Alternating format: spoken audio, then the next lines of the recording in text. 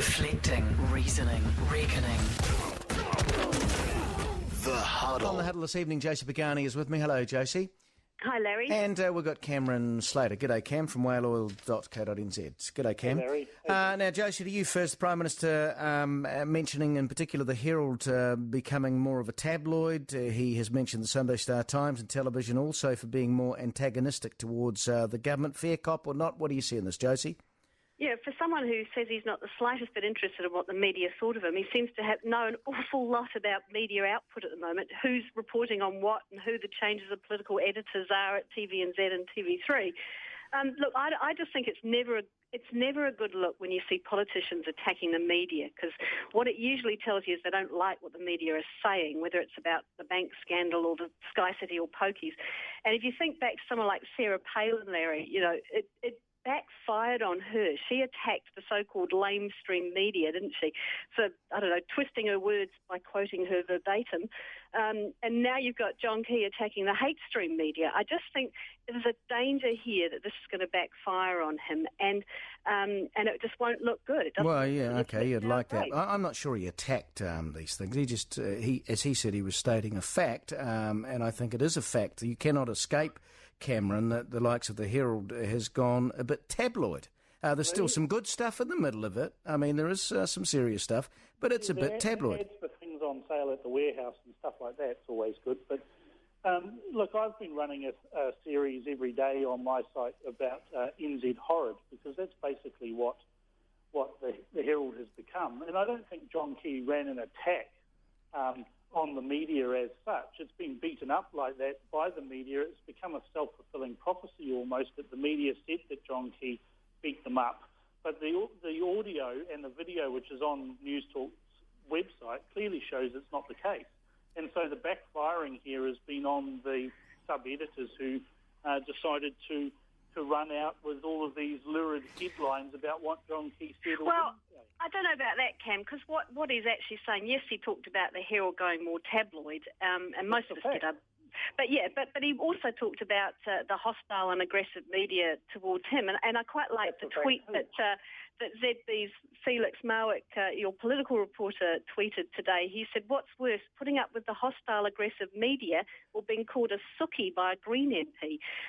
So there's a little bit there of just, you know, he's just got to suck it up a bit, really. No, and I agree with that, Josie. I agree with that, and I think it's fair that every second-term government, Clark and Longy, they're all the same. You know, they feel that they're getting beaten up a bit, I suppose, Cam, don't they? Yeah, well, that's what John Key actually said in the interview. Clark said this was going to happen. When I was talking to her about it, she said, just suck it up, and, you know, I'm not fussed one way or the other. And next minute, it's this great big media beat-up. Becomes a self-fulfilling prophecy. They run out with all these lurid headlines. I mean, on Stuff today, their headline in the picture was outrageous. It was just a complete misrepresentation of what actually happened. There's another way of looking at this, though, in a wider context. That this is an age-old tactic, as you say, Larry. Politicians on both sides of the political spectrum do it. You create the perception that there's a bias in the media by attacking the media. And if you think back to just recently in the Republican primaries in America, we had Newt Gingrich, who famously attacked CNN's John King because John King had the cheek to ask him about his various divorces and affairs. And the public loved it. You know, you got a great big sort of round of applause from the audience.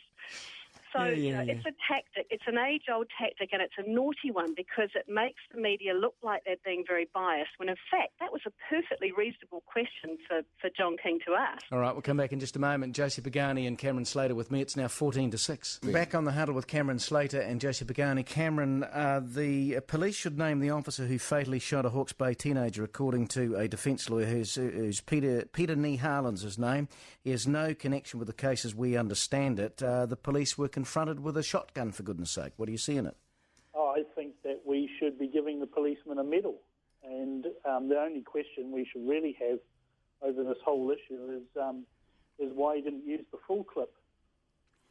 14. Well, they got away 14. Josie, what do you think? Yeah, I listened to your interview with Greg O'Connor from the Police Association, and he was spot on. He said, look, if this cop is found guilty, culpable, then of course he'll be named. But he's still in the system. This is the point. It's going through the Independent Police Conduct Authority now, through that process, and that's where we get to ask the questions like, why were 14 shots fired? If there's an immediate threat, yes, you shoot to disable. Did something go wrong? But look, the other thing, Larry, that really gets me, because there is a difference between a cop firing a gun and anybody else firing a gun. That cop is acting in the name of all of us.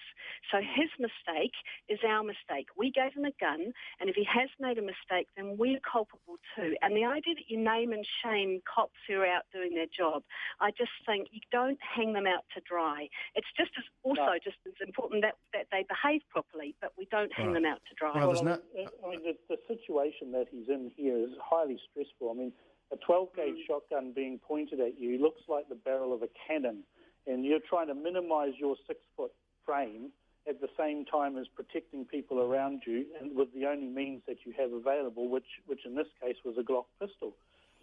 It's a highly stressful situation, and to now try a trial by media and naming a cop who had a shotgun, a loaded shotgun pointed at him. At any point, that guy could have fired it, and it wouldn't be one policeman that would be on the ground, it would be several. And so this cop's actually done us, as Josie said, done us a service in protecting people. Doesn't appear to be anything to be ashamed of. Thank you for coming on the program, Josie Pagani and Cameron Slater. NewstalkZB, it's now 9 to 6, and Murray Decker is next.